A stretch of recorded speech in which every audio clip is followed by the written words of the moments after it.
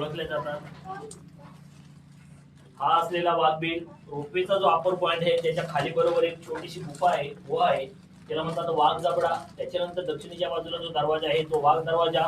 वर एक सदर आहे तिला वाघ दऱ्याची सदर म्हणतात। खाली एक गाव आहे, गावाचं नाव आहे वाघोली। पलीकडे एक डोंगर आहे त्याला म्हणतात वाघ दऱ्याचा डोंगर। खरं तर वाघ आणि रायगड याचा काय संबंध असा बघा, असा प्रश्न तयार होतो। उत्तर कुठे मिळत नाहीये। कदाचित असं असावं की ज्याचं काळीज वाघाचा आहे तोच या दुर्गेश्वर श्रीमंत रायगडावर राज करू शकतो। पानशेतचा जो जलफुगवटा आहे तिथे असलेल्या शिरकोली या गावचे शिरके त्यांनी आपली कुलदेवता शिरकाई माता पाठीशी मारली आणि कुंभेच्या घाटातून खाली आले आणि या जम्बूद्वीपाच्या नंदादीपाच्या डोंगरावर वास्तव्य केलं आणि या डोंगराला त्याने किल्ल्याचं स्वरूप द्यायला सुरुवात केली। इतकं हे करून त्या डोंगराला किल्ल्याचं स्वरूप देणाऱ्या त्या शिरक्यांचं काळी सुद्धा वाघाचंच होतं। त्या शिरक्यांचा पाडा करून किंवा शिरक्यांना आपल्या अंमलाखाली आणणाऱ्या आणि जसा उत्तर जसा सवालाला जबाब करणाऱ्या शिवरायांना प्रत्युत्तर देणाऱ्या जावळीच्या चंद्रराव मोऱ्यांचं काळी सुद्धा वाघाचंच होतं। महाराजांनी या जावळीच्या चंद्रराव मोऱ्याला पत्र पाठवली होती की हे धर्माचं कार्य आहे, हे देवांचं कार्य आहे, या स्वराज्याच्या कार्यामध्ये तुम्ही सामील व्हा, कारण आम्ही आता राजे झालो आहोत।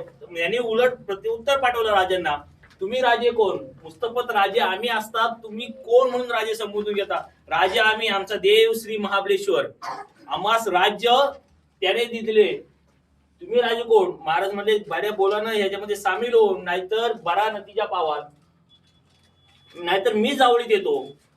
यांनी पुन्हा पत्र पाठवलं महाराजांना पुण्यामध्ये आणि सांगितलं उदयिक यायचे ते आजच या, जे उदय येणार आहात ना ते आजच या।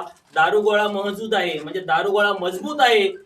एक लक्षात असू द्या, येता जावळी जाता गोवली, जर जावळीत याल तर संकटात गोवले जाल, तुम्हाला पाहिजे तर तुम्ही या। मग महाराज एक दिवशी उतरले जावळ चंद्रराव मोऱ्यांना हे करून टाकलं। एक चंद्रराव मोरे पळाला आणि रायगड बरोबर त्यांचा निपात केला चंद्रराव मोऱ्यांचा। परंतु त्या ज्या जावळे राखणाऱ्या त्या चंद्रराव मोऱ्याचं काळी सुद्धा वाघाचंच होतं आणि चंद्रराव मोऱ्याचा निपात रायरी आपल्या ताब्यात घेणाऱ्या माझ्या शिवप्रभूंचं काळी सुद्धा वाघाचंच होतं।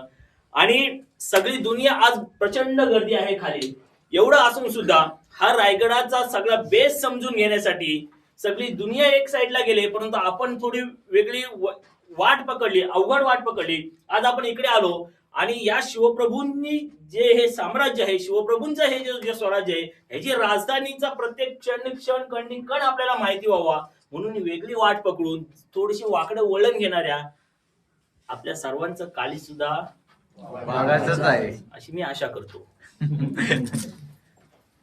आणि असावं, आणि आज वेळेच आहोत आपण, दुनिया तिकडे गेली, आपण इकडे आलो। वेडी लोक इतिहास बोला, वेडी लोक इतिहास घडवतात, शहाणी लोक इतिहास वाचतात। आपण घडवणारे आहोत, वाचणारे आहोत। निदान आजच्या दिवसासाठी तुम्ही घडवणारे, आपण घडवणारे आहोत। असा हा वाघबील कदाचित इथे शिवकाळात आणि शंभू काळामध्ये 7 दिवस 12 तास 12 महिने 24 तास इथे पहारा असावा अशी शक्यता आहे।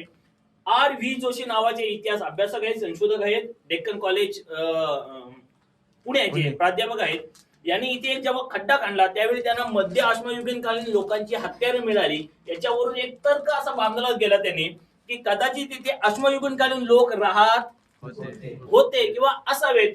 नैसर्गिकरित्या 3 तोंड असलेली जगामध्ये ही फक्त दुसरी गुहा, पहिली युरोप खंडामध्ये आहे, तिला युरोपियन लोक म्हणतात